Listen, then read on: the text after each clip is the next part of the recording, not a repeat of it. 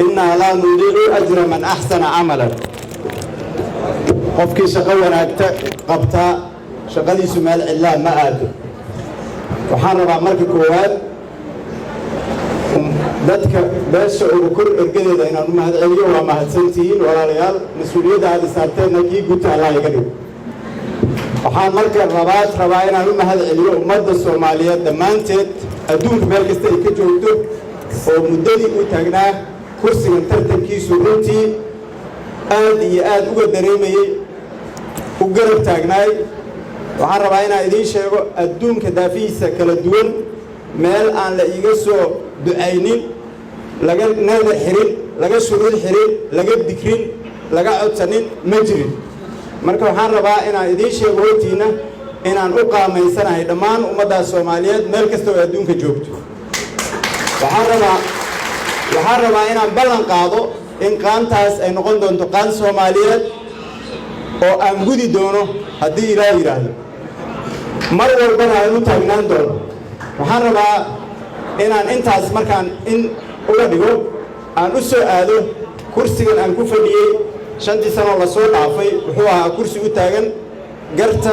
runta iyo waxa ay ila tahay in dalka iyo dadka loogu adeegayo marnaba kursiga aan idinku matalayo walaalayaal wiilal iyo gabdhaba kuma adeegsanin danahayga shakhsiga ah ama inaan qofku culaadiyo waxaan rabaa inaan idiin sheego kursiga kuraas aad u tiro badan oo dalka Soomaaliya jirta taalo ka mid ah laakiin waxaad moodaa waa kursiga kaliya ee 20 xildhibaan ay soo dooneen oo waliba aan aniga yiri xildhibaanadaas waxaan rabaa inaan halkaan hal fariin uga diro ninka yiraahdo saaxiibkay Dube waxaan rabaa inaan iraahdo Dube marar badan aniga Dube waxaan soo dhaxmar waa ogtiin Dube kacaanki nidaamka aan la dirirsanay shantii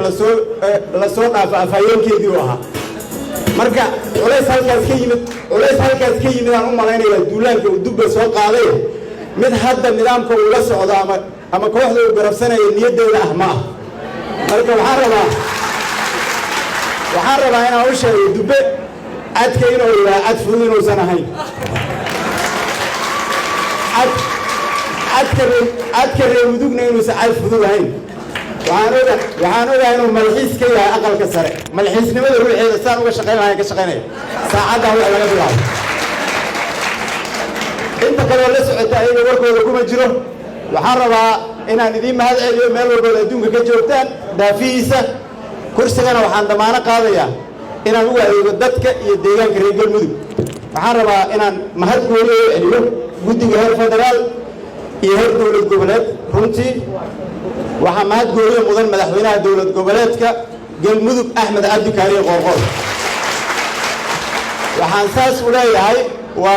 maaha inaan hadda aniga kursi isiiyay waa ogtiin aniga madaxweynaha iyo waliba tiiman badan oo mucaaradka ah waa meesha kaliya oo mucaaradku kuraas ka soo qaadeen meeshan marka waxaan rabaa inaan sheego dad kale aragti duwan meesha kaliya kuraas ka soo qaadeen inay tahay Galmudug madaxweyne Axmed Kaariye Qoorqoor waa ku ammaanay yahay waa ku ammaanaynaa waa ku garab istaagaynaa Galmudugta aan rabnana runtii iyo siyaasadda aan rabnana waa siyaasadda noocaas ma aha siyaasad minley waa ogtiin dadka halkaan laga soo saaray qaar badan oo kamid ah dadku umaysanaysan inay soo heli doonaan kuraas aad iyo aad baan idinku mahad celinayaa waxaan u mahad celinayaa madaxweynaha waxaan u mahad celinayaa dadka reer Galmudug waxaan damaano qaadayaa maalin dhow fariin baa la iga soo diray godi laba meel la yiraahdo waxaa la yiri ceelashi biyaha iyo wixii waan ugu filaadeen ceelal shidaal baa laga rabaa hawl adag baa la ii diray baa la ii diray hadda beenna ma dhaamiyo aniga waxaan ku rabaa dadka beenta sheega maahiin waa dadaalayaa haddaan shidaal gaarsiin waayo wax ku dhowaan ka shaqeynayaa haddii Ilaahay yiraahdo waxaan u mahad celinayaa senatarada xildhibaanada iska leh statuska ugu sareysa dalka hadda xildhibaan Qaali Shire oo soo sharaftay xafladda waxaan si gooni ah rabaa inaan ugu mahad celiyo dhaqanka beesha Ubukore Xaaji Saleebaan ee halkaas fadhiya nin wixiisu qarsan yihiin odayaashiisu qarsan yihiin maahi nin dadkii keena qarsan yihiin maahi kursigan xalaal baa lagu quutay waxaan rajaynayaa haddii Ilaahay yiraahdo 5 sano la soo dhaafay runtii aad ugu barateen baarlamaanka waxaa la yiri bariyahan oo dhan social media waxa ku jirtay waa cusub la'aan haddii inooda waa laga waayo war unbaa sugaya haddii ilaahay yidhaahdo haddee maxay ahayd dad badan baa yidhaahdo idaa kunta tadrii fatilka musiibatun wain kunta laa tadrii falmusiibatu acdamu arrimahaas iyo alifaado kalena waa soo wada haddii ilaahay yidhaahdo waana mahadsantihiin